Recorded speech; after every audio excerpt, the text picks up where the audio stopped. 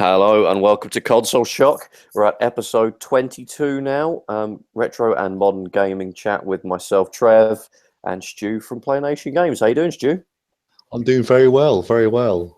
Got another Thank you very episode out in quick succession, eh? I know we're smashing them out pretty quickly at the moment. We just have to stop having like a 3-week gap, don't we? And then doing two in a week or something. I think we should do them daily. Do you think they're ready for that? Do you think there's? No, I don't think they are. I don't think we are. We could barely keep to every 2 weeks. Then yeah, that doesn't be odd, does it? Really? So we've got a very special guest on today. So as you know, me and Stu are rather fond of a certain genre of sports video game. Talking about, Stu, it's not volleyball. I can guess. I know what the every podcast we talk about is football games. It's football games, isn't it? So the history of football games. Indeed. So obviously at present it's kind of dominated really by, well, there's just two franchises now, isn't there? Yeah, Pro Evo and FIFA. But they both, they both are kind of retro games. They have, they're both really long series. I mean, Pro Evolution Soccer is kind of a descendant of Konami Hyper Soccer on the NES, and that subsequently was part of the Hyper Sports games that Konami made in the 80s. Do you remember those, Stu? I'll be honest with you, no, I don't know. It's the only good NES football game, Konami Hyper Soccer. The rest are terrible. I think the only one I remember was Nintendo World Cup. Oh yeah, God, that's the one. Had a tree stump on the pitch. That's the one that everyone got. Yeah, I've got that. Yeah. It was good. It was fun, but it's not really football. No. It was Technos, wasn't it? Who made all those funny little stumpy character sort of games.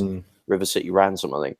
But yeah, that's where Pro Evo could trace its roots. And then you've got FIFA, which is there's the 1993 FIFA on the Mega Drive is where it started, and it was a Mega Drive exclusive for a year, I think, and then it ended up coming out on everything, and it's still around, having been gone through a phase of being a bit crap, then being good again, and it's we kind of supposed to all not like it at the moment, and all be going back to Pro Evo. I think that's where we're at the moment. I think Pro Evo is meant to be better this year, but I think it is actually. I've got both, and I think it is slightly, but they're both pretty interchangeable now compared to the old days. There was a huge contrast between football games, wasn't there?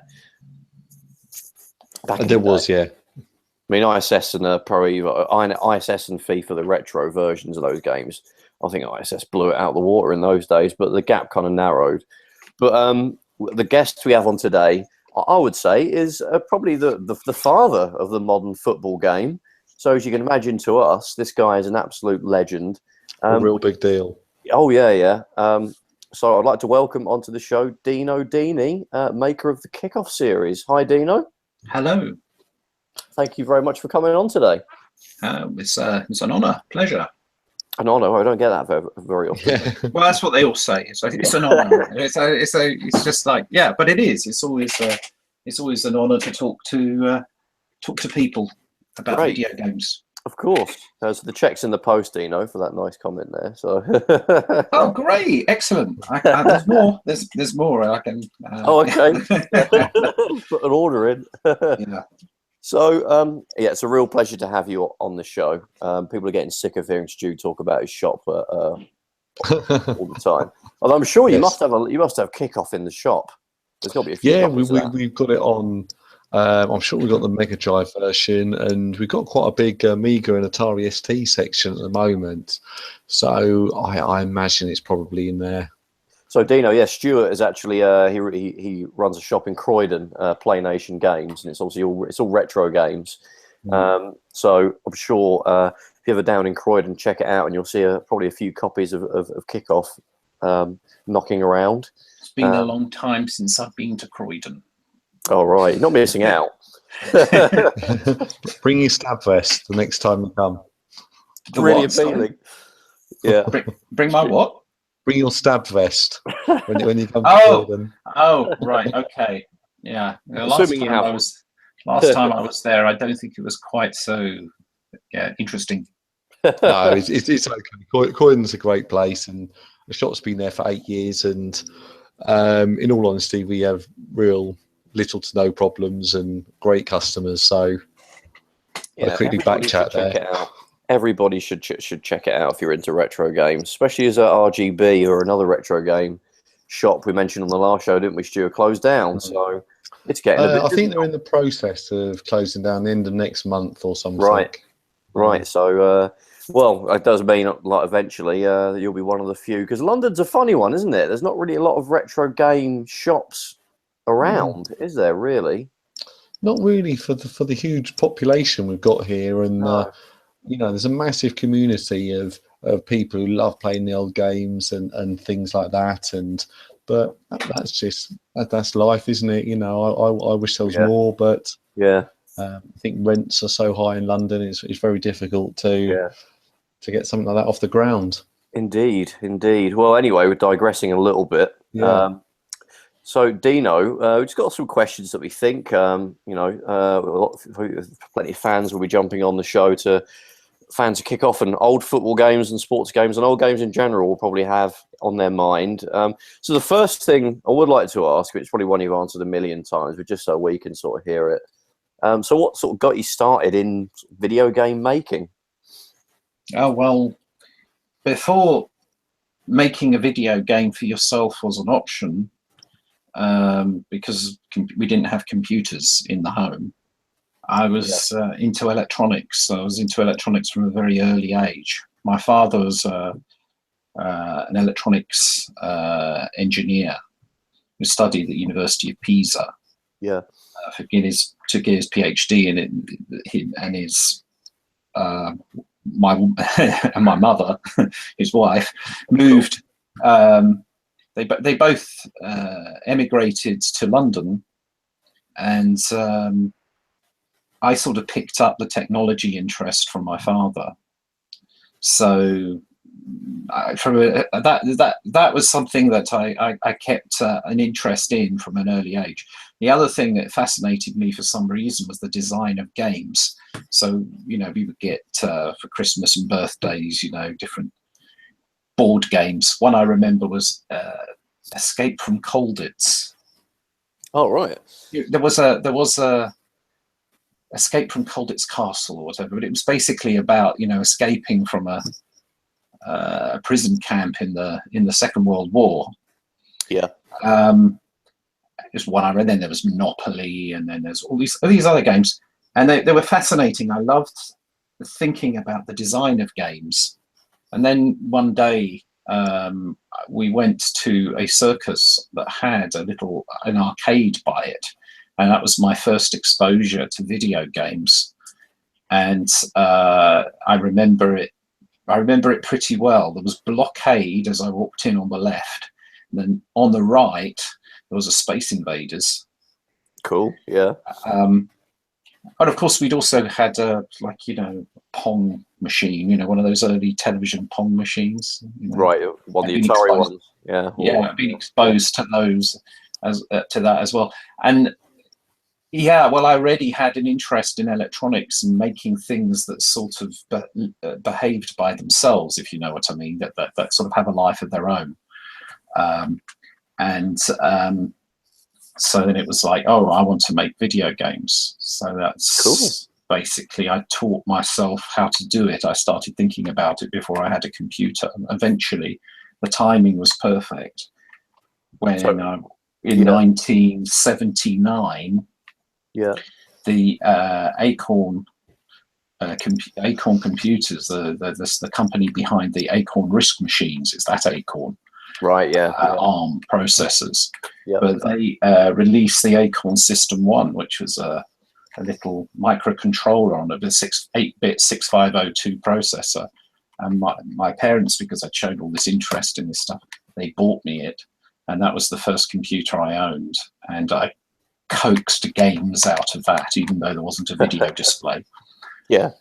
And that's how I started. And by the time that would have been around about when I was 12, 13 or so. I got that sort of like 8 or 9 years before kickoff. Right. So that's basically it. So sort of from analog almost games, like your board games, to sort of the early kind of, you know, arcade machines, and then the single game television sort of Pong clone units. It's funny actually. You mentioned the 6502. God, that got around, didn't it? Well, yeah, absolutely. It was a very important microprocessor, historically incredibly important, and it is in so many. And it's even in the version of it in the SNES. You know, it's like which the SNES wasn't really a 16-bit computer. It was more like an 8-bit, as kind of, but sort of. Yeah. But yeah, because I've got like there's an Apple II GS that actually has the same CPU that the SNES has, and I think they programmed games. I guess you might have even encountered that with your experience in sort of programming, because it's kind of backwards compatible, isn't it? I never actually programmed. I never programmed like the Apple thing and so on. I was more that that was also in America. I didn't really reach the UK so much. But I was an Acorn guy, so it was that I had the Acorn Atom after that, and then the BBC Micro. Yeah, and then I sort of went to university, and around that time, then. Over that period of time, the next big machine after the BBC Micro that people were talking about was the Amiga. Of course, yeah. And so that, and it was all good times, actually. Yeah, and obviously in terms of like sort of process, I think that's when the sort of 68,000, wasn't it? The Motorola sort of ended up appearing in everything as well, like the Amiga is one example, and the Atari. 6502 first. There was the Z80 as well. That was obviously mostly for people who were on the Sinclair side of things. The Z80 processor, wasn't it? Yeah. But the real successor to the 6502 was the 68,000, which then appeared in the Atari ST, the Commodore Amiga, the Sega Mega Drive. Yeah. And that was handy because then the same code, you could port most of the code between those different platforms. So a big chunk of the work was already kind of done, sort of thing. Yeah. You would have to, I suppose there's the various variations in sort of what graphics it could handle. I suppose that would, need a bit of tweaking, but. Sure. I mean, so with Kickoff, it came out. I did the work on the ST first. And the ST really had vastly inferior hardware because it's really weird that Atari made that choice. They'd already developed with the Atari 400, 800, there were amazing machines for their time that they were released. Absolutely incredible, way ahead of their time. And they were really popular as games machines, but people were also trying to use them for more serious things as well. But that's how it was sustained. With the Atari ST, they seemed to make a decision to go for more of trying to, create a PC. They didn't add the stuff that was needed to accelerate video games at the time. So its hardware is much, much inferior to the Amiga. It's funny, isn't it? Because I think it was Jack Tramiel, the founder of Commodore, and then he went on to work for. He kind of bought Atari. He kind of made the Atari ST almost out of spite because he wanted to get hold of the Amiga technology, and Commodore kind of jumped in ahead of him and bought it. And then Jack thought, okay, screw you guys, I'm going to make my own computer. But I think he had to use kind of off-the-shelf parts to put it together. Mostly they were off. It was so. It was. So anyway, the point is then that's the reason why graphically the ST version is much inferior to the Amiga, because I wanted both. I wanted to run the game at the same speed. But when I came to do the Amiga version, I was able to port the gameplay part of the code over because they shared the same microprocessor. And then I wrote drivers, if you will, or we didn't call them that at the time, to interface the gameplay to the hardware and then, use the enhanced graphics. That was the way we did it back then.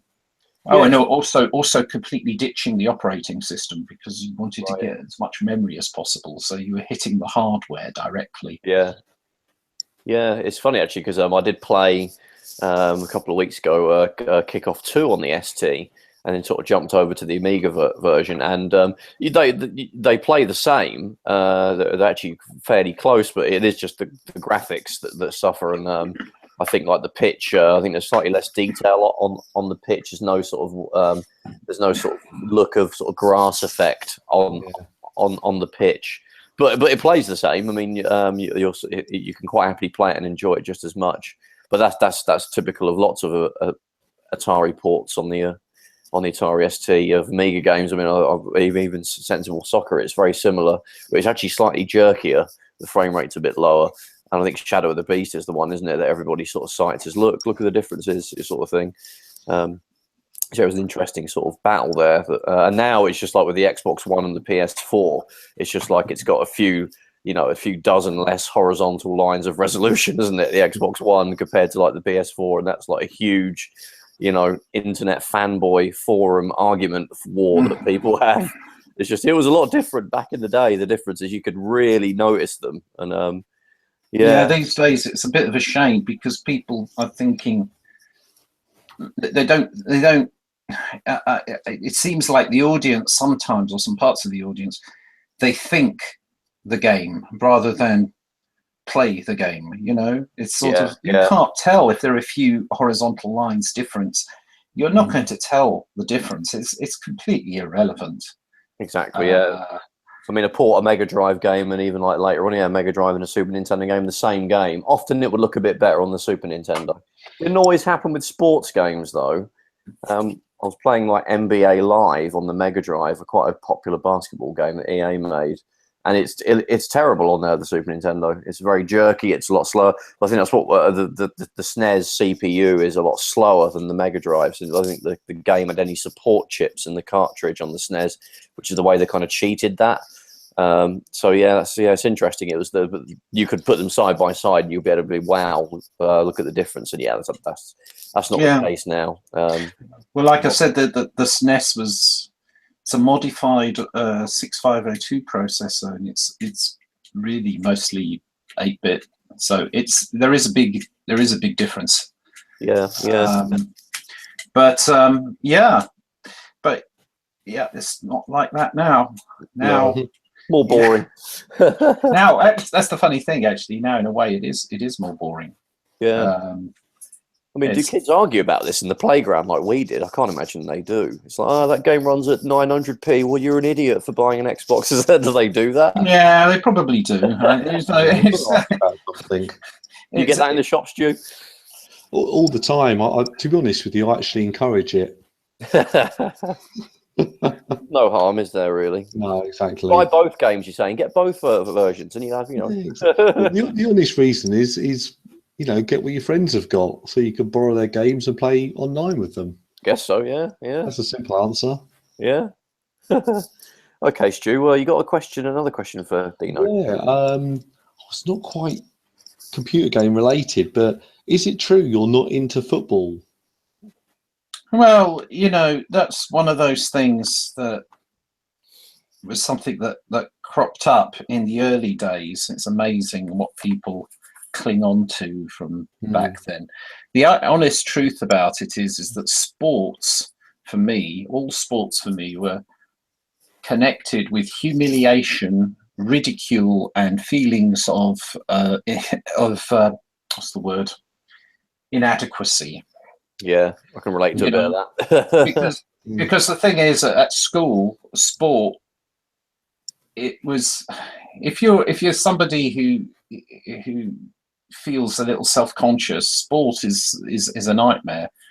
So in general, that's the thing, So I wasn't really into football in the sense I wasn't following any particular football club. I wasn't watching all the matches every week. Wasn't supporting any particular club. I would always watch international matches and support Italy and England. And I liked football, but for me, football was something that, I studied once every 4 years when the World Cup came along. But having Italian parents, and they would always be watching it, and so that's what it was. So you can, and that's throughout my life. So up to the point when I started working on Kickoff, so I've seen quite a few World Cups. Yeah. And really, that was my understanding of the game. Plus, when I was playing it at school, very badly, and yeah. So it's not so much that I didn't like football; it's more that I wasn't really into sport.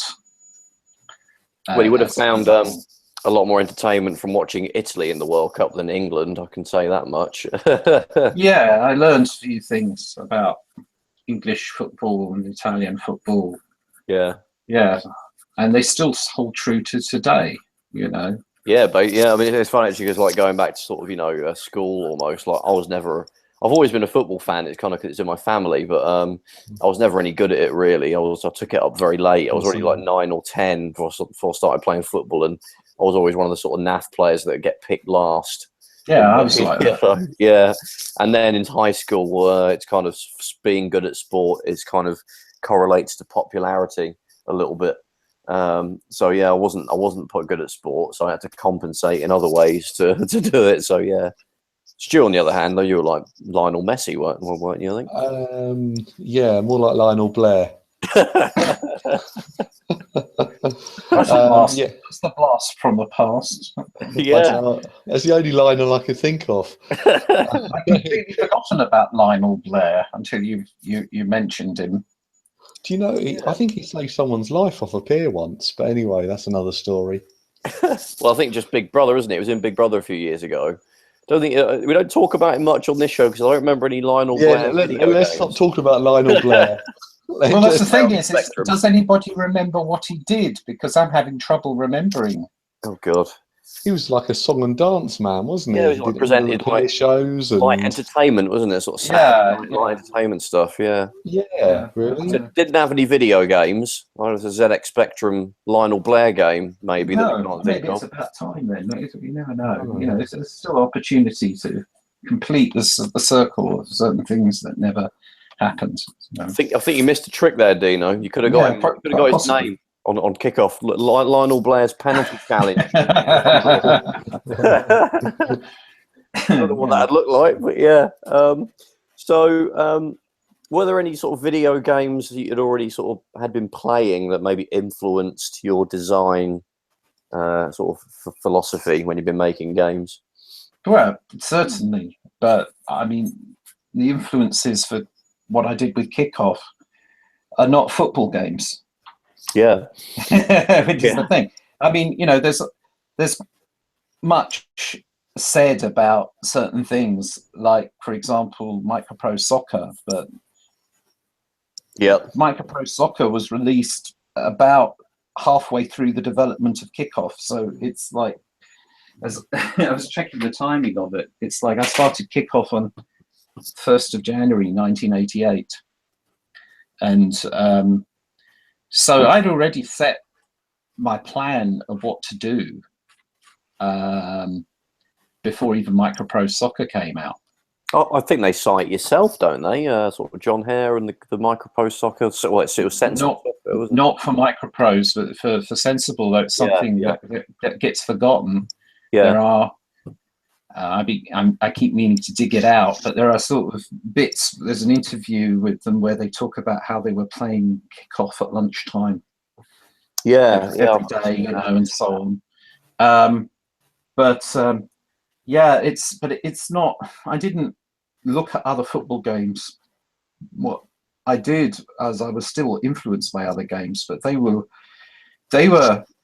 more the retro type arcade games that were based on skill. I mean, all the games that we got on early retro systems going back to the 2600 and the Atari 400, 800 and the BBC Micro, which are the ones that I'm most familiar with, they were often tough to play. They were often challenge based because it came from, they were themselves were influenced by arcade games. So if we get it right about the progression of video games, it started with Pong, and Pong was a skill-based game. Yeah. In fact, I saw a fascinating video from the creators of Pong that showed an earlier version of Pong that was more sophisticated than what was finally delivered, and even had the ability to create a kind of swerving of the ball, believe it or not. Wow, yeah, that'd be horrendous. Aftertouch, I guess. Well, it kind of looks like it. If you want to say where did Aftertouch first come, but I'm actually not sure it's quite the same thing, because I'm fascinated. I want to study it actually at some point if there's probably twizzle the paddle dial and that, but after you've struck the ball or struck the dot, and it probably carries on bending the ball or something. Yeah, it seems it was more like you can turn a knob which adds a kind of sine wave to it, so it kind of wiggles. But I'm not really sure. I'd love to know what that original design was. But the point here is that, and I didn't know about that, I tell you, because I only saw the video like a few weeks ago. But the point is that, you know, that the industry started with skill-based games, and I guess that makes sense because the majority, I mean, pinball games, for example, right? Yeah. So pinball actually predates video games. And Yeah, pinball was also a skill-based game, and it was also arcade formula. And so part of what happens with that is they make a game where you encourage the person to play it a lot, and the more they play it, the more money you get, because they keep putting in their money to play it. So I think it's quite. Sorry to interrupt. It's quite interesting to see how these old things. What you're saying, really, but they're more like reflex action games, just with a almost like a football skin on them, if that makes sense. Yeah. Whereas the football games now are more like a sort of a simulation of the actual game of football, where they were almost just good games that happen to have a football theme, if that makes sense. Well, if you're talking about the football games that are out there, they're interpretations of football rather than trying to be football. I think that's the big difference. But because they were arcade games, the addictiveness was something that came from people wanting to get better at the game. And I think this is really important to understand. It wasn't about storytelling. It was about people were frustrated with their own ability to play the game, and they would play the game to try and get a better high score. So in actual fact, it was very healthy, because what they were trying to do, what people would do, is they'd be engaged in an activity where they're improving their skills, right? And we still have that today, but it seems that it only exists in certain genres. And the emphasis has changed, because I suppose now it's nobody's interest to have people playing the same game over and over again. Have you ever thought about that? I think the only games that are like that are kind of almost like a score multiplier type games are almost maybe the platinum games, like the spectacle fighter games like Bayonetta, and they did a Transformers game recently where you just play as some kind of dude and you go around sort of like slashing and hacking it. Or Dark Souls, I think, is a good example, isn't it, of a really hard game, and the idea is you need to keep repeating segments of it to get better at them, and all that kind of thing. I think the only things that you might even think like that. Yeah, they still exist, but they feel like they went a bit kind of out of fashion, and certainly with football games. You know? Yeah. So it's a real small niche, but I play a lot of the sort of the 2D shooters, and those you can complete them in less than an hour, most of them. And okay, it might have taken me 10 continues and use up 40 lives, and I had the game on easy. But it's all about getting a higher score, seeing if you can complete the whole game without using a continue and things like that. That's sort of almost the drive in those games, but that is now a real sort of a niche type of game where that drives me nuts. So you're right, but that drives me nuts because there's nothing niche about it. Not really. It's ended up as kind of artificial niche. My argument for this is that, well, take a game like Rocket League. Yeah. Rocket League, it's actually really difficult game to play. In some ways, it's harder than Kickoff in some ways, because you've got to deal with 3D motion, and so on, instead of being, but it's actually really popular. Yeah, that's right. Yeah, it's huge, isn't it? Yeah, it's like what is it? It's there's nothing there, you could imagine a review for Rocket League. The only thing you get to do with Rocket League is to play a match against some people and kick the ball about and score goals. That's all there is to it, Yeah, I kind of see it as almost a modern version of Speedball, strangely enough. I think it's the closest thing we have to a modern version. Well, there have been remakes of Speedball 2, but they've all been a bit naff. I think, I actually think Rocket League's the closest thing to a modern Speedball 2.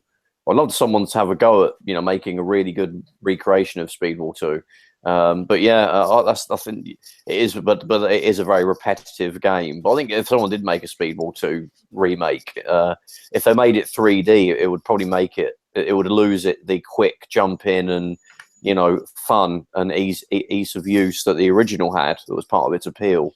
People just can't get their head around using an analog stick a lot of the time if they're new to games, which wasn't a problem, was it, when you had a joystick really and one button or two buttons? Yeah, I mean, I don't know. So Speedball was a great game. Speedball 2 is a great game. Yeah. But let me ask you something, because these things they trouble me. It's like, why is it that nobody's created a good remake of a game like Speedball 2? What's wrong with them? It must be the publishers, I guess. I mean, I know how difficult. No, I mean, what's actually wrong with the game? When you played them, what did you find didn't work out for you? I guess, to be honest, I mean, I loved the Speedball game, so if there wasn't really anything that I disliked about them. I guess maybe they're a bit repetitive, and now there'd be a game you only play in short bursts, perhaps, maybe something like that. But you were saying that the remakes were not as good as the original.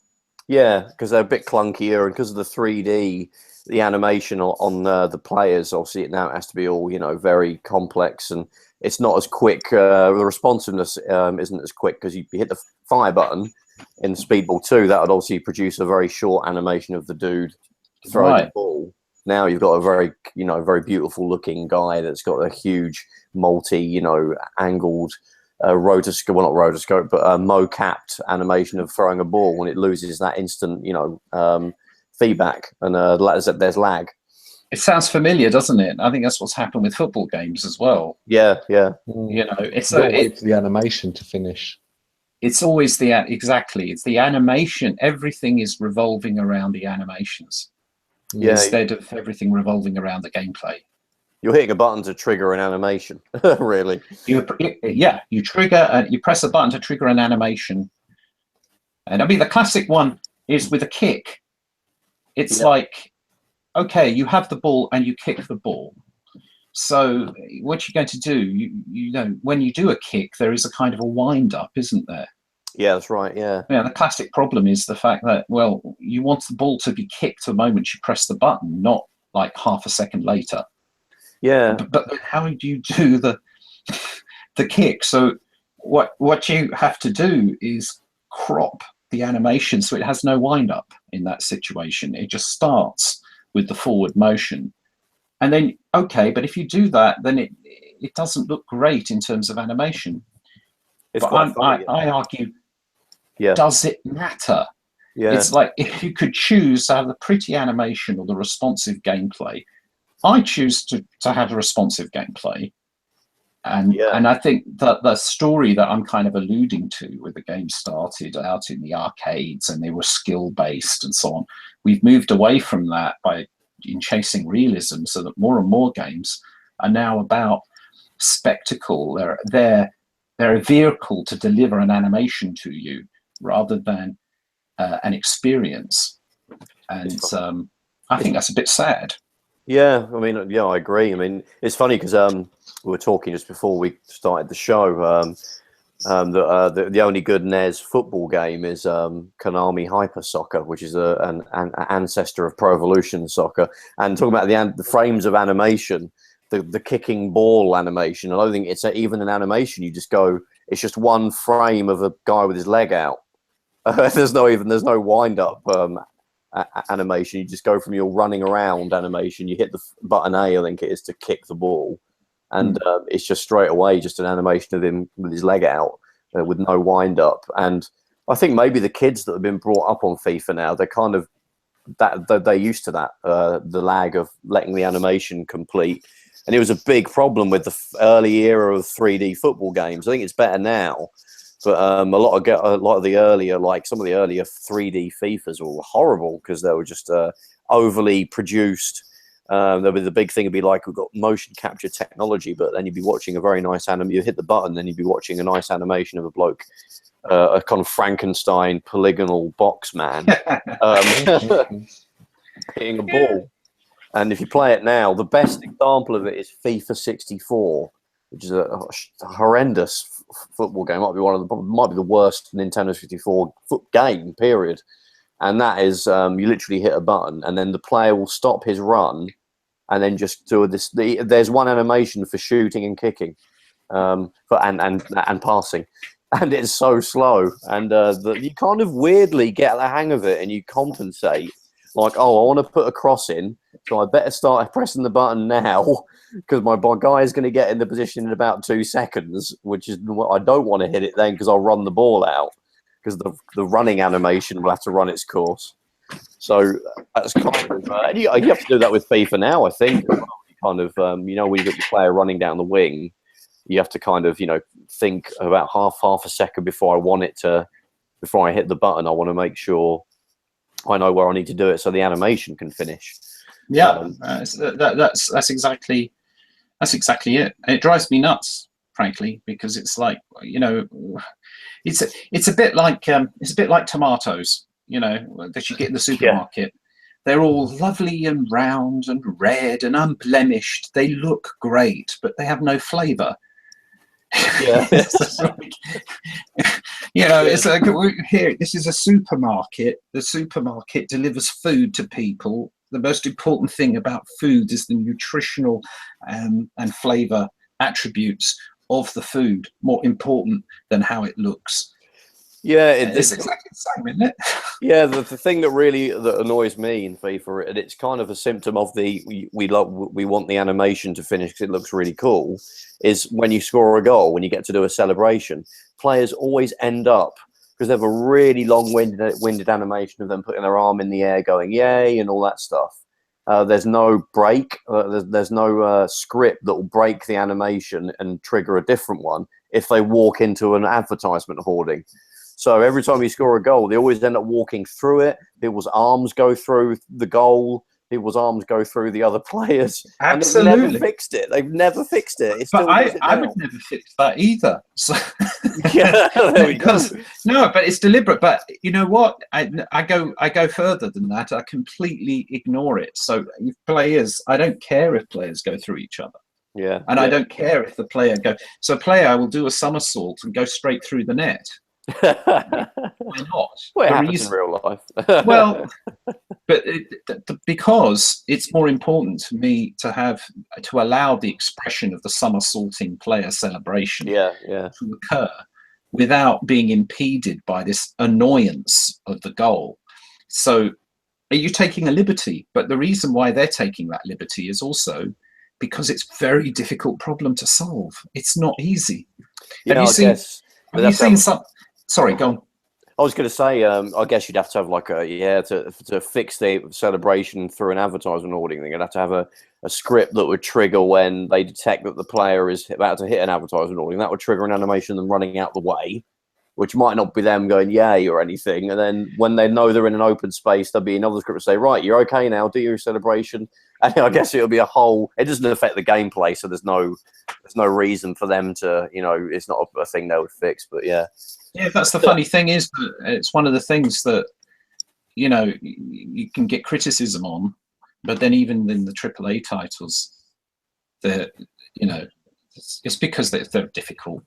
they're difficult problems to solve, but you can solve them. You know, I mean, one way is that you just make sure that there are no, you know where the player goes. The player moves to the position to do his celebration first, in such a position that he isn't going to go through the hoarding. Yeah. Or you just make him run into an invisible wall so he doesn't go through. Yeah. Or whatever. So maybe they ought to do something, I suppose. But I think complicated. Yeah, well, then maybe in FIFA 18, but I think Pro Evo have a different approach where it just triggers a cutscene. So the cutscene's perfectly choreographed and everything. You run your player into it. Well, it's now you do control the celebrations, but you're just choosing what cutscene it shows. Whereas FIFA, you can actually kind of have a bit more control about what where you make your player run to. But it basically just means if you score a goal, you're like, brilliant, I'm going to do a jumping on the advertisement hoarding, waving at everybody celebration. You just run the player to that direction, and it will trigger a cutscene that's a pre-rendered cutscene that is in that part of the stadium. And that kind of maybe works better. I don't know if it's more satisfying for the player, but there's no glitches in that because it's all pre-rendered. Probably a different company made that. Yeah, quite possibly.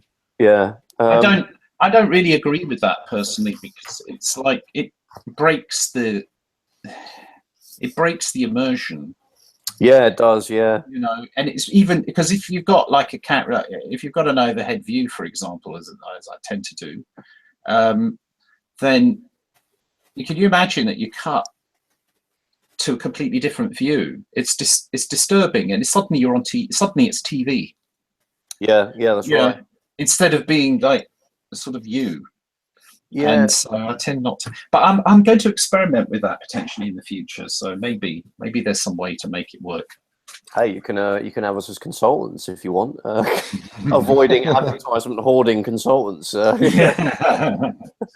yeah, it's funny because the whole FIFA trying to look like Sky Sports TV is not convincing at all. The game that nails the TV sports on TV thing, I don't know if Stu you'd agree with me on this, is NBA. You're going to say the ESPN 2K games? They were good, but I think in terms of ones that are still going, there's 2K still going, isn't it? It's not called ESPN anymore, but yeah, the NBA 2K games, they are.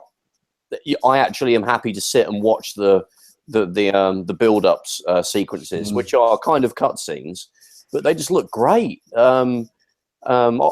It's actually it looks like you're in a TV broadcast, and then obviously the game itself is very good, and the view is it's.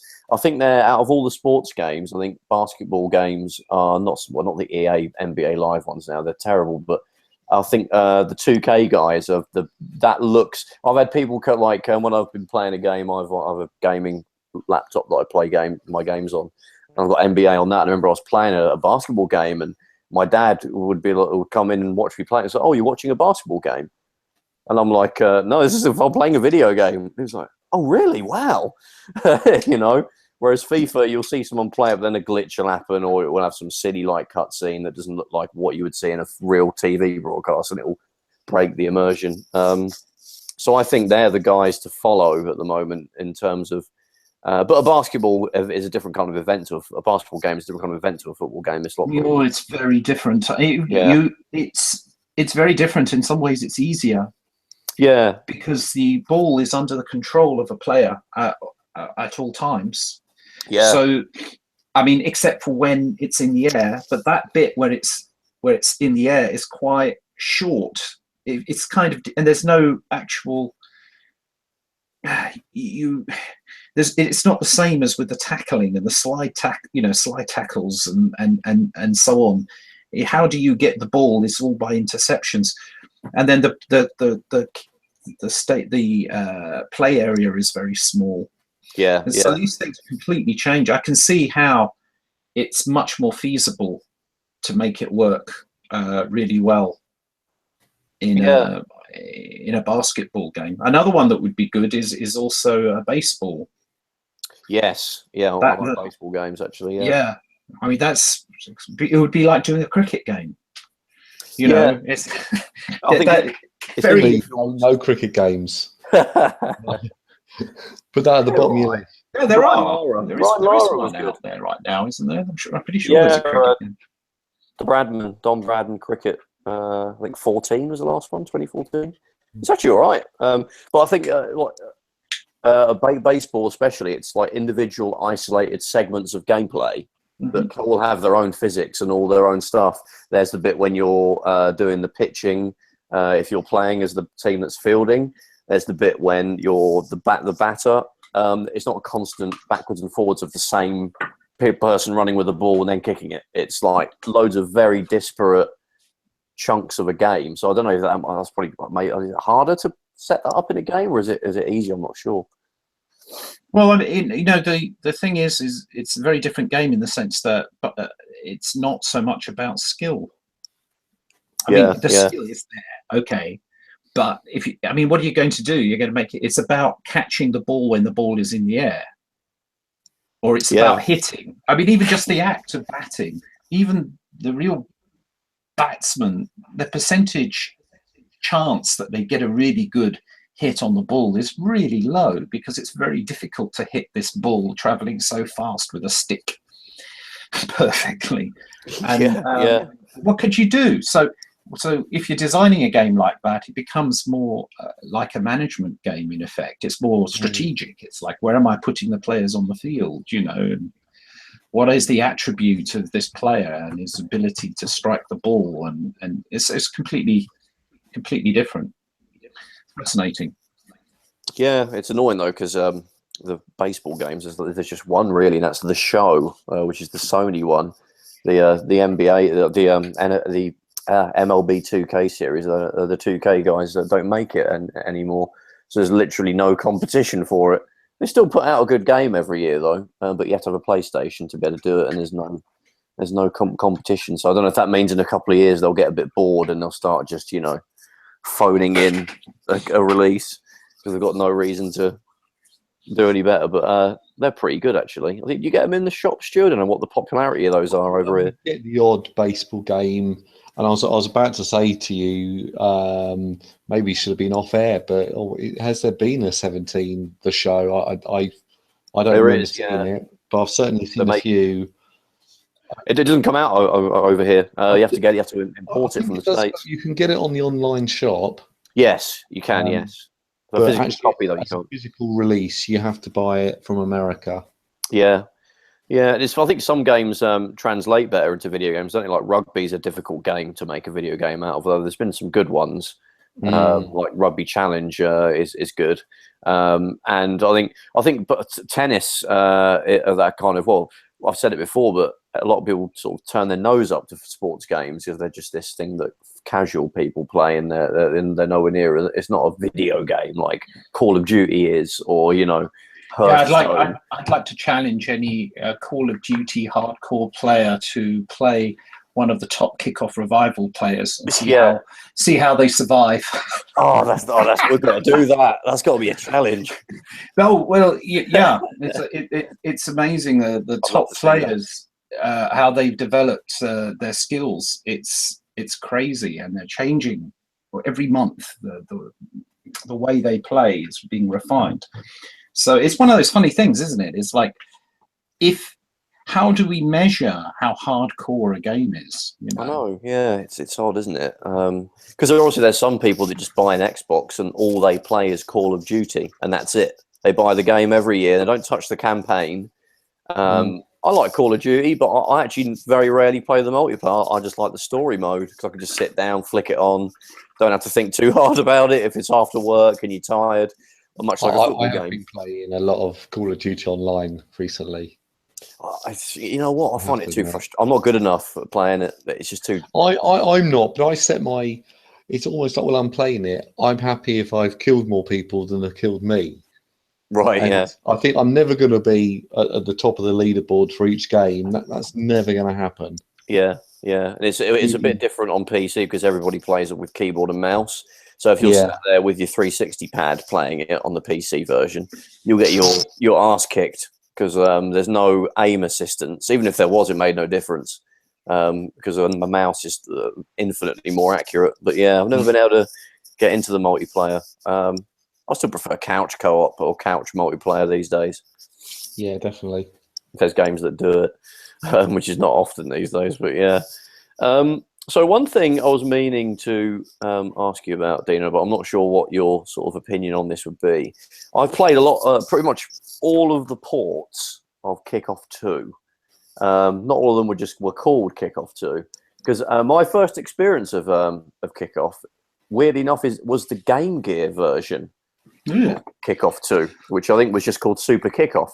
And it's actually one of the better ports. If you sort of, I don't know if you ever looked it up, but if you look up the various ports, it's generally thought of as being one of the better ones. But as far as I can tell, you weren't involved in that. No, because this was the cowboy era of video games as well. So it's like I was the developer, Anko were the publisher. Anko started getting the game made without my permission or input, and Right. And so one of the effects of it was that there are many versions of the game that came out that had nothing to do with me, and there was I had no control over the quality of the released games. It was up and down. So there was a NES version of Kickoff 2, which is horrendous. The goalie runs away from the ball. So if you if you shoot, the goalie just kind of sort of does a suicidal run forward out of the goal, and then the ball just goes in the net. I think the first game I played of it a few weeks ago. What Petacek does most weeks for Arsenal. There's some good, yeah. Maybe it's realistic, I guess. Yeah, he seems to run away from the ball when it comes towards him. Well, obviously, I'm a Charlton Athletic fan, so there's similar sort of. Maybe it was based on that. I don't know. They're pretty terrible with that sort of thing. But yeah, that is terrible. I played the Commodore 64 version of Kickoff 2, and that's actually all right. It does kind of play like the original Amiga version. I couldn't remember who it's on the box, but I couldn't remember who ported it. But they at least did you a little bit proud there, Dino. Although having your game taken and ported without your permission couldn't have been nice to see. They got that one right. That version. There's a Game Boy version as well. That's not bad. It's not the NES version, which is weird. Someone else must have made it. But yeah, that's actually all right and resembles the Amiga version. I think also the 16-bit consoles, the Mega Drive version is quite good, which is called Super Kick Kickoff. But it's just Kickoff 2. But they actually enhanced the graphics a little bit over the Amiga version, but it plays very similarly. But ultimately, the Amiga version is still the best version, and the Atari ST just behind it, I think. But they're basically copying the initial work that I did on the Atari ST and the Amiga. So what would they literally like reverse engineer it, or did they say, "Hey, Dino, can you chuck us the source code?" Yeah, just Anil Gupta just did his business deals, and I didn't really question it, So you haven't played any of the other versions then? No. Yeah. No, it's difficult. It's I could have been smarter with my business dealings back then, but then I was in my early 20s, and just what do you do? Yeah. So is that part of the reason why you left Anko and went to Virgin? Actually, the reason I left Anko is because after everything that had been going on, and my not really complaining about these shenanigans too much, I was staying loyal to Anko and Anil Gupta, right? So, but I found out that the guys from Sensible Software had been talking to Anko about Sensible Soccer. And so I had this phone call with Anil and said, Anil, I said, what about loyalty? And he said to me, I don't owe you any loyalty. Oh, nice. And so that's the reason that's it.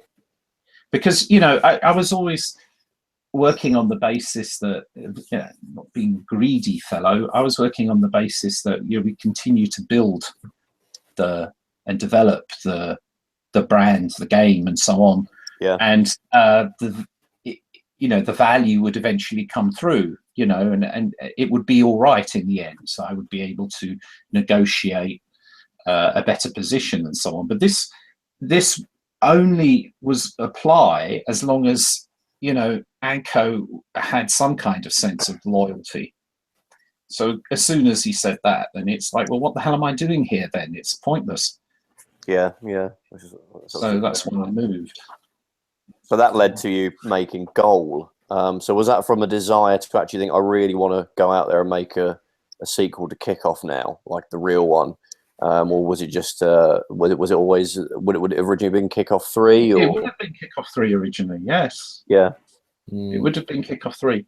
But yeah, that's so we couldn't keep the name Kickoff, so it was called Goal. Yeah, and I really enjoyed Goal, by the way. I had it on the Amiga, and one thing that impressed me most was the crowd noise. It was really good. The rest of it was great as well, but compared to like even Sensible Soccer, which is just basically some white noise that would change, tone or whatever, it sounded, especially when you scored a goal, you got a great roar that resembled a real life roar. Yeah, I can't remember who we got to do the sound effects originally. Yeah, but I put some work into that with also AI and so on to try and get the crowd to respond in a way that kind of made sense. That had quite an interesting sort of history of its own, didn't it? Because it got ported. I think you actually handled it yourself, didn't you? The Mega Drive version, which wasn't called Goal. Yeah, I've got that. Yeah. No, it wasn't called Goal. This is like, it's a kind of comedy of flipping errors here. It's like Virgin decided we call the game Goal. Okay, great, Goal. They didn't check that there was on the console, there was already a game called Goal. It was by Jalico. Yeah, that's right. So yeah. it come to release it on console, you can't call it Goal. So originally it was going to be called Predator Soccer with a deal with Adidas. Right. The boot, yeah, the boot, right. Predator boot, yeah. But then that deal fell through because EA sort of muscled their way in. So they were left with nothing to call it. So I said to them, just call it Dino Dini Soccer, and that's how it got named that. But then that came back to bite me because there was a port of it done on the SNES. Yeah, I've got that actually. Yeah, and it's a completely different game. Yeah, it kind of resembles it. The dribbling, the other perspective. No, it's still over. It's that's Kickoff 3 you're thinking of, but yeah, that was even worse. But yeah, that had like an ISS type perspective. But yeah, the port of your game, Dino, that was on the SNES. It doesn't resemble it, but it's totally different. I've got both the Mega Drive and the SNES version, and it's completely different, right? And the problem there is because I couldn't do both versions, so I got a company to do the port, but instead of porting my game, they decided to do their own thing. That makes sense. It's a nightmare. Wouldn't it not have been easier just to copy your game and go, okay, let's just put it on. No, we'll start again. They copied the artwork. It's the same artwork and everything. The way that it works is people are obsessed with control. And so it's like you've got this situation. You think honestly, I was insulted by what happened there because it was like, okay, so here I am. I've made 2 games that won Golden Joystick Game of the Year fracking award. You would expect that someone contracted to make your game would fracking well respect that. I'm sorry. Dino, you can swear on this if you want. I don't. I always, I'm on my stream as well. Can I do a plug for my stream? Yeah, sure. Go ahead. Yeah, because I'm basically streaming every day from 8:30 Central European time, so that's 7:30 UK time, and it's DNDN 1011. Cool. Is this on Twitch? On Twitch, yeah. So in fact, I'll be starting in 7 minutes if I start at my normal time. But I do that every day, and it's just the whole history of building this game and so on. I started over a year ago. So is it you actually play the games and people just watch like you playing Kick-Off the Amiga? Is it like a lecture and combined with like or an overview of the? No, it's just me working. Oh, cool. I work during the day, and then in the evening I carry on working. Oh, right. And then we've got people who play the game on the chat channel and so on. I've been doing it for so basically I developed now in front of people. Yeah, that's great. Yeah, that's so you can see, people can see exactly, and all the trials and tribulations that are involved, including when my PC breaks down and things like that. You can see it all, But anyway, yeah, it was very, yeah. So that came up because of frack. So I always use the word frack instead of the other one. But it was very difficult to deal with, because then I get caught out again, because now people who've played the SNES version of Dino Dini Soccer that had Dino Dini's name on it. It's the same artwork, yeah, as I was saying, it's identical, to the Mega Drive. They're not seeing my work. Yeah. It's like, so I never want to make those mistakes again, I can tell you. No, don't blame you. So obviously we've mentioned SWAS a few times, or Sensible Soccer. What are your thoughts on it? On what? Sensible Soccer. What's that? Well, it's like that, is it? Those guys. It's. I've talked about it a few times. It's Do you get on with John, who made it? Another. Not really. No, I met him for the first time, properly, as in just in passing, which is another strange story. But I met him for the first time in Poland. Right. We had a chat, and I told him how I felt about the whole flipping thing. Right. And then, but we played together, because he normally, this Pixel Heaven, he was playing with some of the live music. He had a sort of band.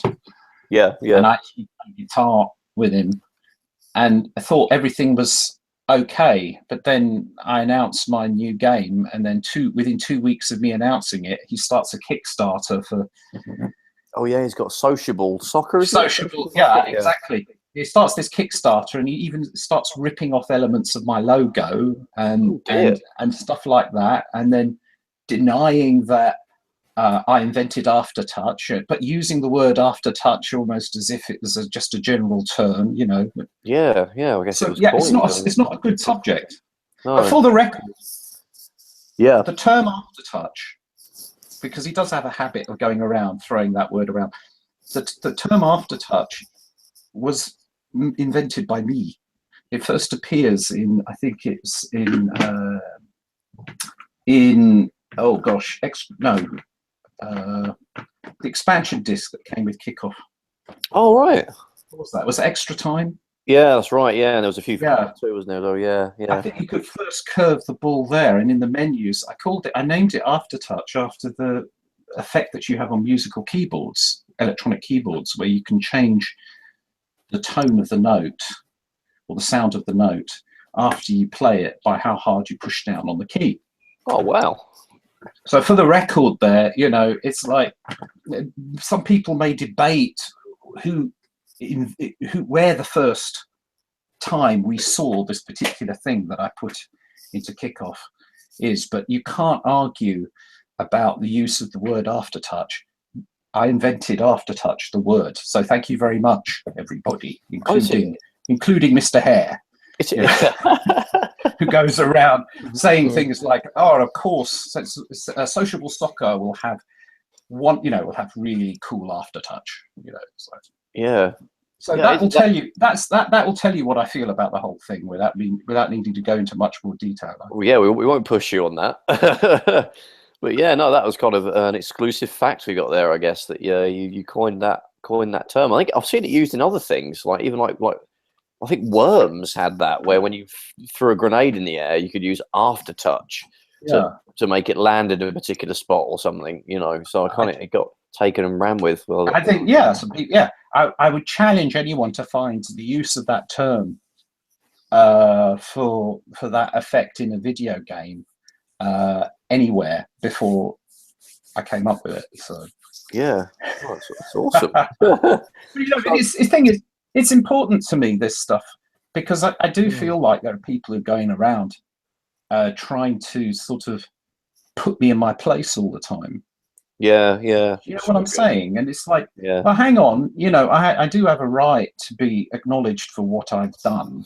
It's like, why do people do this? I have no idea. So then I feel the urge to defend myself on this one. But sometimes I suppose some people might hear it and say, oh, this guy sounds a bit of a twat,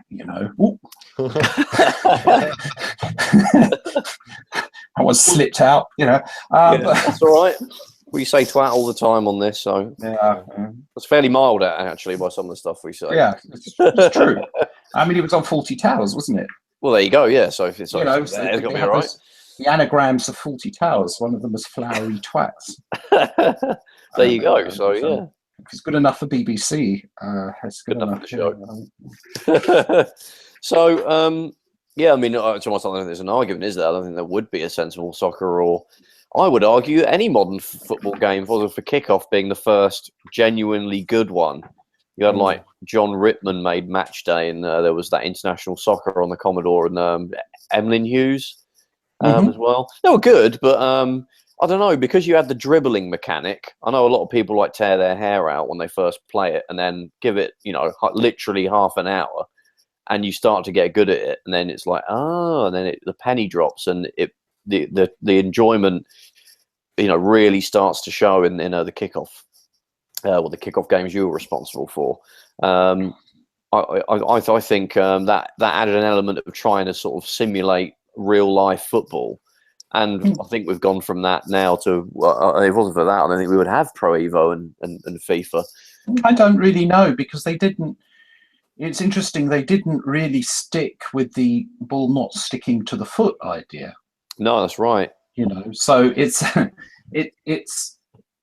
that is the thing that for me is interesting, because the ball should not stick to the player. Then it's not football. Then you might as well be carrying the ball, right? Yeah, that's right. Yeah. So I really believe in that approach. So kickoff revival, it's the same.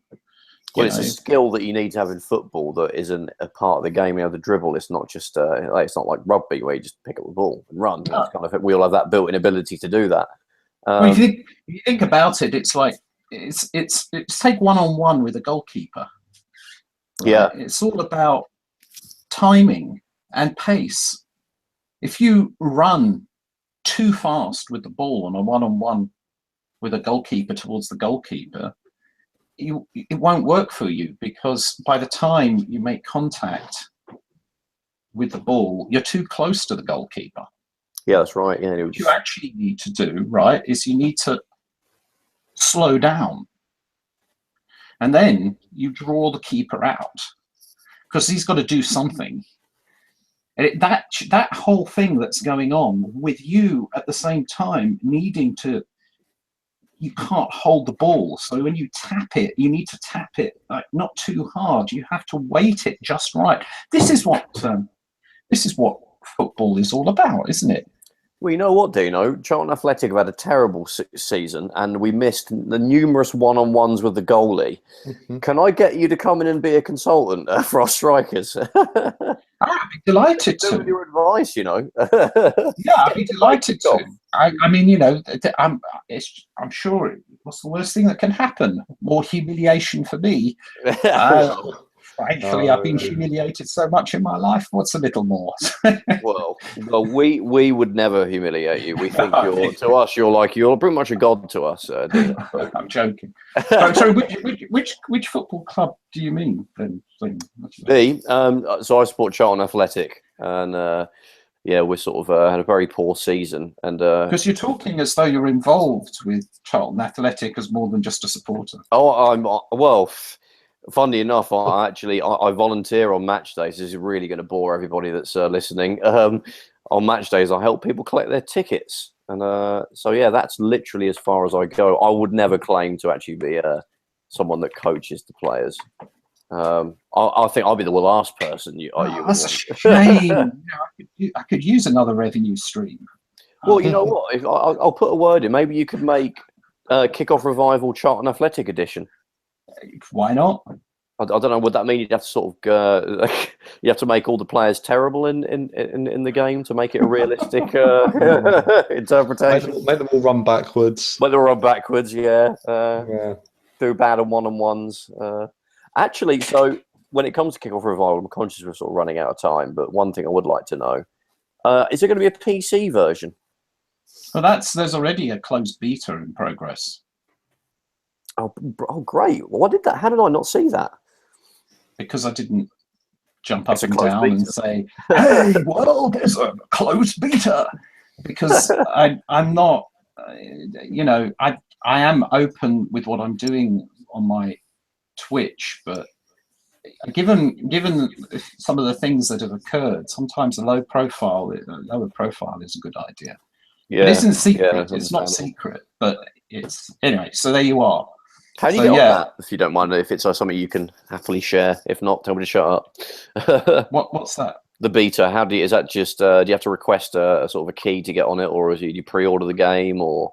No, it's no pre-order or anything. It's just generally. I think we have about 27 closed beta testers at the moment. Oh, cool. Yeah. And but they're just people who have come to the stream. Oh, okay, cool. So point people to there, and they could potentially get in on that. Yeah, it's all part of trying to build a community and so on. Because I presume you don't have you haven't played the PS4 version then. So I bought the PS4 version, but I bought it to get the Vita version. So I play Kickoff Revival on the Vita. Okay. And it's brilliant. I love the game. It just felt like the Amiga version to me, which is great. I was able to jump in straight away. I know you've had some real headaches of people not getting the dribbling. There's been a bunch of people who've been acting like but it hasn't helped my cause. But I'm glad you enjoyed the game. That's always good to hear from someone. No, else. it was. I was delighted when you said you were making sort of an update to it. It was since Dino Dini Soccer I've been waiting for one, so it was great to have that in sort of a HD version. But yeah, my main platform I play on these days is the PC. So I've sort of been waiting to see if you were going to sort of make, because when I'm out and about, I've got my Vita to play it on.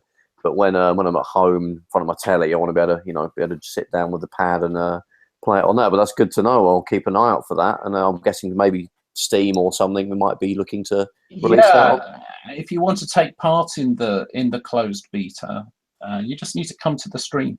Yeah, sure. I'll check it out. And that's every day from 6 minutes ago. Yeah, God, which is fine. It's not a problem. I was going to say, I'm a big fan of physical copies of PC games as well. So no, I don't know if there's ever going to be another physical release of anything from me.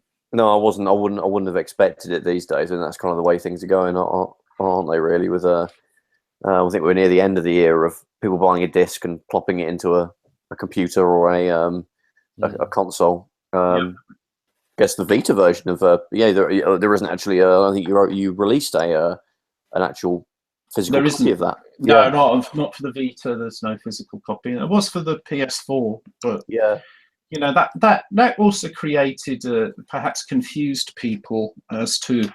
Wasn't it? It's weird because I was always saying, hey, look, we're under time pressure and we're a small team with a very low budget, so we're going to get a bare bones version of the game out and then give out updates for free. But then I think when people saw they bought it in a box, they treated it as if they had paid for the final product. Yeah. And it's not like that anymore. That's not the way the industry is going, because it's just not possible. You've got, to just, and I don't think it's right either. You take something like a football game like that, and you have to tune it to make sure that the gameplay works well for people who've never seen the game before, and I can't even play the game. You can't do that in the hands of people to be able for them to play it. So you get that's it. it's not a static thing, as for, so we've been tuning the gameplay ever since the release in response to the community, and that helps make the game better. How can I do that?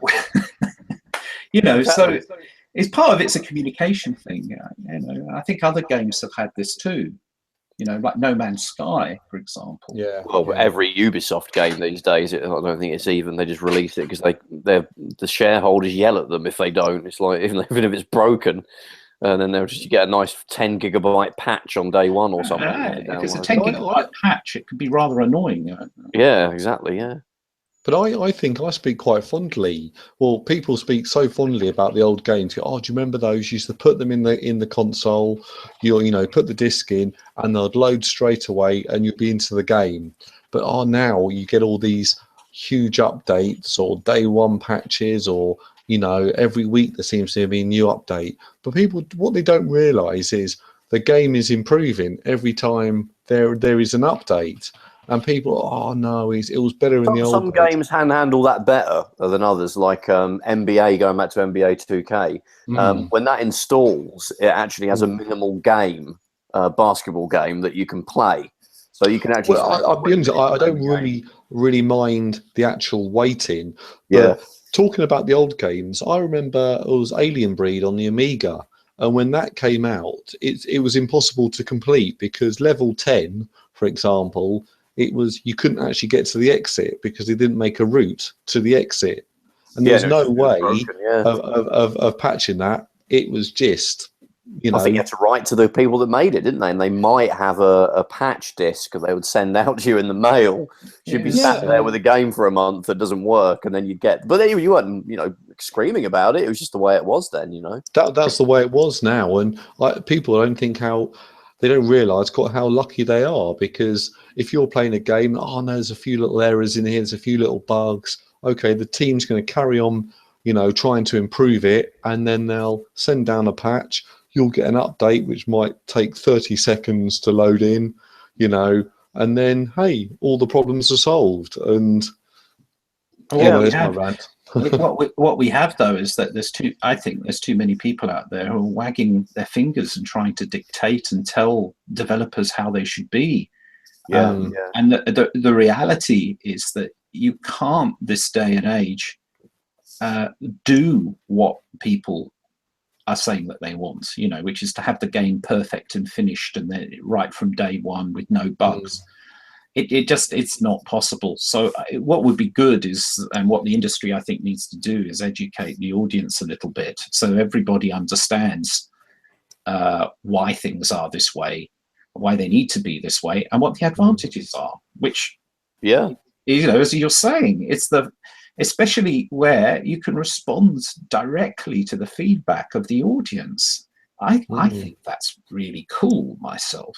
Yeah, I mean, it's funny because like Kickoff 2, I mean, you had all those expansion discs that came out, which actually added more features in the game. I mean, you released the original, the standalone game, and I think there wouldn't have been time to put the World Cup expansion and the extra time and the final whistle and the return to Europe.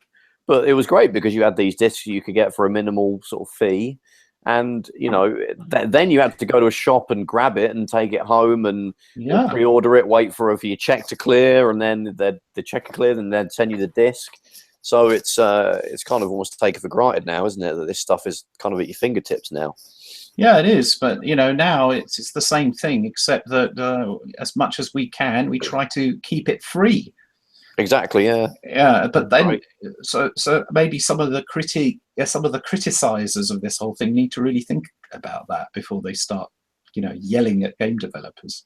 The people that actually make these things for you, and while you sit there and wait for it to come out and complain. Yeah, it's certainly not good with that. It's certainly not good for morale, I can tell you that. No, I don't blame you. It's funny because we talk about Stu, your shop, you'll post a picture of a game, and if someone feels it's not cheap enough, or several people, they'll just complain in the comments, and you can just be like, well, you don't have to buy it. I'm not holding you to ransom, It's just, social media, meh stuff. So in terms of Kickoff Revival, Dino. So it's not something you're kind of going to be making a Kickoff Revival 2. You're just going to kind of just evolve the current one, kind of like Elite Dangerous is kind of doing. Sure. This is the future. Yeah. Because, I mean, it's like, have I got any reason ever to not continue with the game from this point to the day I die? I mean, you know, as long as there is as long as there's the machinery available for publishing the game, it might as well continue. Of course, yeah. That's the way and evolve and continue to work on it. And I, you know, part of the plan of what we have is that, well, this is just a stepping stone for the real mission, which is to create, after 25 flipping years of wanting to do it, a sequel to Player Manager. Of course, yeah. I mean, we've got Football Manager and Champ Man. Well, not Champ. Is that even going now? Championship Man? No, I think that's finished now, isn't it?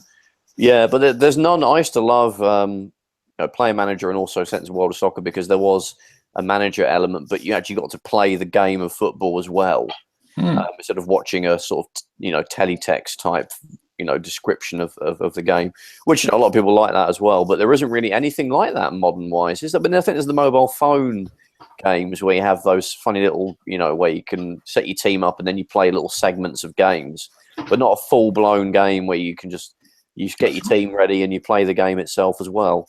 Well, I'm capable of doing it because I've done it before. Yeah, that's the thing. Is one of the reasons why I think it isn't done is because it's actually quite complicated. It's a huge task in balancing gameplay, but to connect with what we've just been talking about, the ability to work with the audience and respond to feedback really helps with such tuning. So anyway, the plan is to continue with that. I also want to, if things go well, and I want to also be able to create other games, other sports games, and other games that aren't sports games that I've been wanting to make for a long time. Well, as I've been saying, there's no baseball games or anything other than the PS4, so maybe you've got a little market there to tap into. Maybe, but I think I want to do a tennis game. It's funny. I was about to suggest that. Do a tennis game. You'll be absolutely perfect at that. Yeah, it's just that it's what I love about the idea of the tennis game is that it's not a team sport. Well, I suppose unless you're doing doubles. But the rules, it's very much simpler rules than football.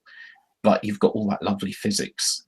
And using the gestures idea as I'm doing in Kickoff Revival, it's like you put spin on the ball and different types of shots by the way you move the stick. It's a very skill-based game in that way. I think it could be quite nice. I think one of the greatest games ever made is, and this is serious, is Virtua Tennis. 100%. Absolutely nailed the tennis game. And actually, Dino, there hasn't been. They've kind of done Virtua Tennis since then, haven't they? But it's not as good as the original sort of Dreamcast / arcade Virtua Tennis. So, I mean, when you really get a tennis game right, they are super enjoyable and also really accessible as well. Because for the most part, it's one button. Yeah, that's so totally. I mean, the thing about the one button is that I believe we should aim to make the controller disappear. Yeah. Do you know what I mean? So that you're not thinking about the controller. Exactly, yeah. I was worried you're going to start making a Kinect game for a second. No. Kinect, does anybody still have that? I have one in my living room. It's my girlfriend's Xbox One. It's got she uses it for exercise, sort of Zumba and Just Dance and stuff like that. For that, it's good because it's better than just a DVD, which can do the same job of just you follow this person on the screen because you get the feedback, which you don't really get from a DVD because it can follow your heart rate and all that stuff. At least the Xbox One Kinect does. But apart from that, in terms of games, I mean, Stu, does people ever come in and say, "Hey, I want to get that Kinect game"?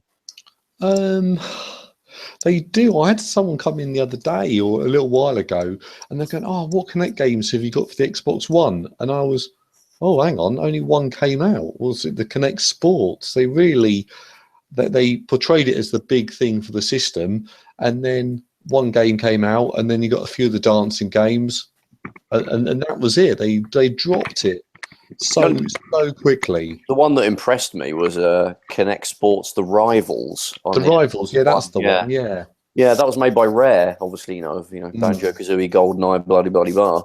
That was good. I mean, the gestures, like the jet ski thing, where you just sat on the sofa and just put your hands out like you're holding handlebars, and you just moved with the, with the angle you want to drive into.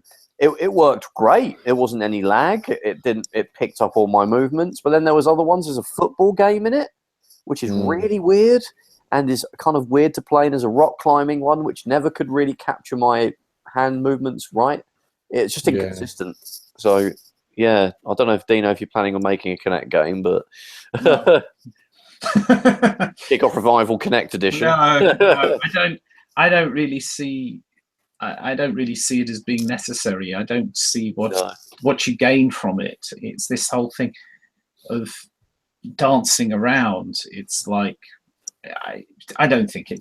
Plus the fact you could get all kinds of lawsuits from it. Like people actually trying to kick the ball with their foot, and ending up knocking over their £1,000 TV. Yeah. It's like the Wiimotes flying into the television. Yeah, that old story, So I don't know. Yeah. Okay. PSVR also kind of maybe. I'm not sure about it. What do you think? No. I think the trouble is when I want to play a game as someone that's sort of a grown up, I've got a job, so I come home, and if I want to play a game, I just want to slouch in the sofa, grab the controller, pop a game on, and that's it. Yeah. I don't really want to come home, get my sensors set up in my living room, clear the living room out to get the space, pop a headset on, probably got to stand up for the most part, get the two little dildo thingies that you use for the PSVR to your hands, and also pay 40 quid for a game that lasts 20 minutes or whatever it is, like the Batman game is. Yeah, I think all the VR, to agree with you there, Trev, is it just solved a problem which no one had. No one was saying, I hate playing computer games, this controller just doesn't work. No one ever said that to me. Yeah, it has its place as like a fun little thing, as maybe you'll do once a week. But as the standard way to play a game, until they get to the point where it's just a pair of glasses you can pop on. But then with my 3D TV, I never watch 3D films now. It's just too much hassle. I've got to sit right in front of it. I can't move.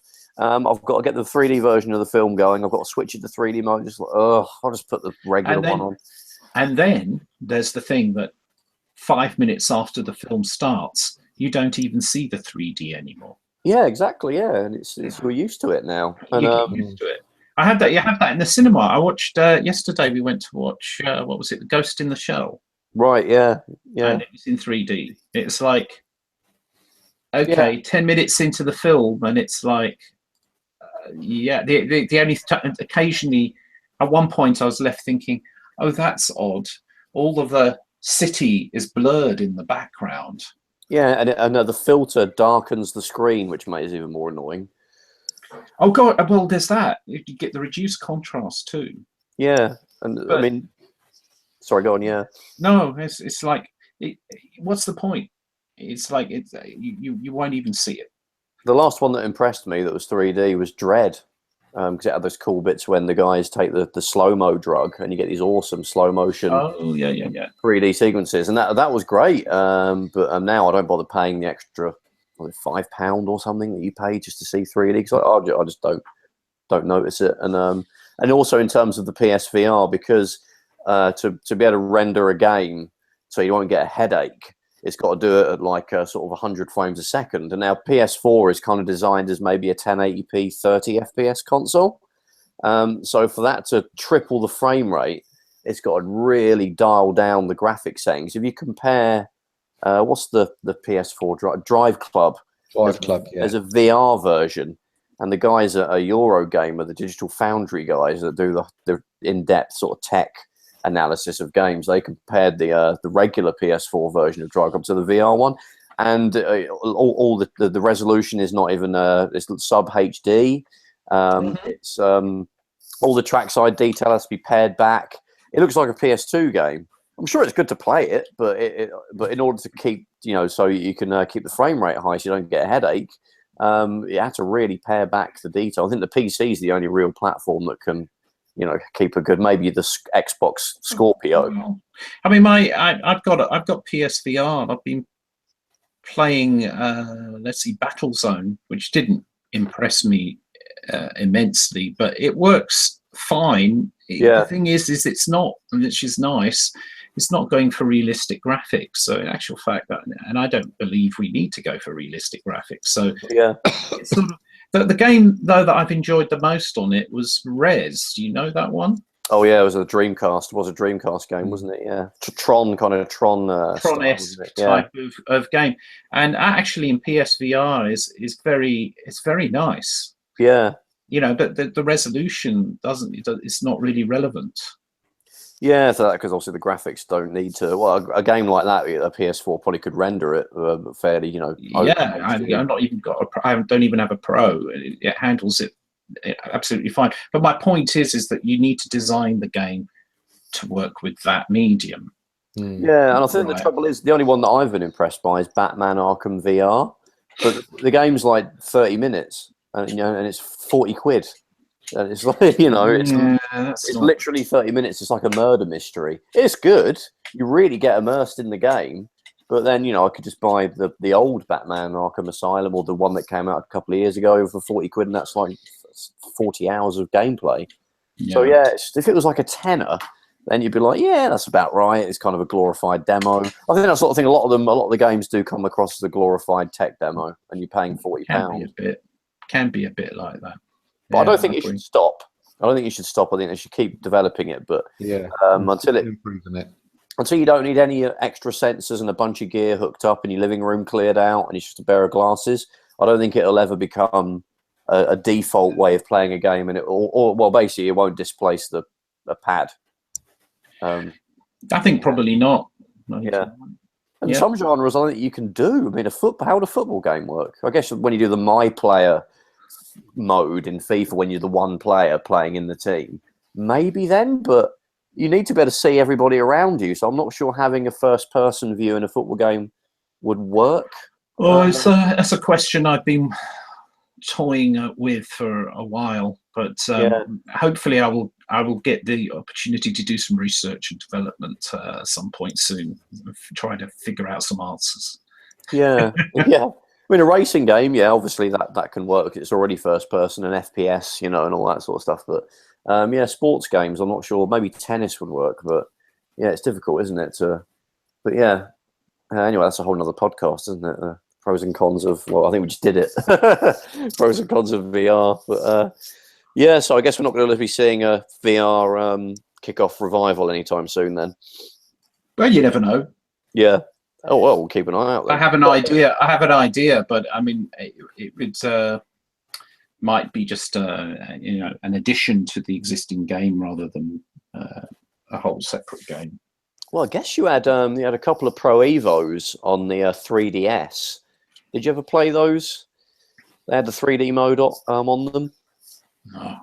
No, I didn't really add anything to the game. It just kind of, you turned it off because it was just like, it's just the game works better in the regular kind of view, and that doesn't really lend itself to, it just looks like the players are floating over the pitch. So it's like, not even that approach works. But anyway, I think we've kept you a bit too long, I think, Dino. No, it's fine, but I should probably go, and I did tweet that I was doing an interview, so... cool. For anybody who was wondering why I haven't started the stream yet, but I should probably go and get that off and running. Yeah. So check out Dino's stream. So what is on Twitch, isn't it? What was the username they should be looking for again? Well, Dino? my name that I use for everything is DNDN1011. Cool. Good kind username. of like an anagram of Dino Dini. Yeah, I'll see what we did there. With the number 11 in binary. Oh, right, cool. So that's my Twitter and my Twitch and whatever. So, yeah. Yeah, cool. So check out... sorry, Dino, go on. I was just saying I do that every day. It's literally every day, and it's at this around this time, isn't it? 7:30, I think he said, UK time, 7:30. Yeah. Okay, so check out Dino's Twitch stream, and also please check out Kickoff Revival if you have any interest in sort of the 8-bit, 16-bit football games. You'll absolutely love it. It's on the PS4 and it's on the Vita as well. I think you have to get the PS4 version. You'll get a cross-buy option for the Vita, isn't it? Yeah, you can buy either. You can buy the Vita version or the PS4 version. And if anybody out there bought the retail version on the PS4, they just need to get in touch with the publisher and provide proof of purchase. They can get a code for the Vita. So cool. So yeah, grab that as well. And there's a hopefully coming soon for the PC as well. You can get yourself on the beta if you check out Dino's stream. Thank you very much, Dino, one last time for coming on. We really, really thank you very much. Oh, no, you're welcome. It's been fun. It's been a lot of fun. Maybe if you're partial, maybe we'll grab you in a couple of months to have another chat. Sure. In a couple of months, that'd be great. Right, guys. So check out Console Shock. We're on YouTube. And Stu, where else are we? Right, we're on Facebook. Console Shock on Facebook. We haven't got a Twitter, so we're on Stitcher. Indeed. Stitcher, and we're also on iTunes. So YouTube, iTunes, everywhere. So if you search Console Shock, you should be able to find a way to download our podcast. And also, if you want to leave us a review on iTunes, and there's any other way you want us to get out there with the podcast, I'm sure we can just link it to other podcast clients as well. Then please suggest them, and we'll happily do that. And also, if you're in Croydon, or if you're interested in checking out the best retro game shop, I think, in the world, I think you'd agree with that, wouldn't you? Well, there are some good ones in America. Supposed to say yes. Check out Play Nation Games. Also on Facebook, you can check those guys out, and also on YouTube, you do the pickup videos, don't you? As well, we do the pickup videos. Dan did one today, which has got quite a few hits already. So yeah, check out those, and you get to see all the latest games that we got traded in. Cool. Well, thanks everyone for listening. Like, share, and subscribe, and we'll see you again next time. Take care, everyone. See ya.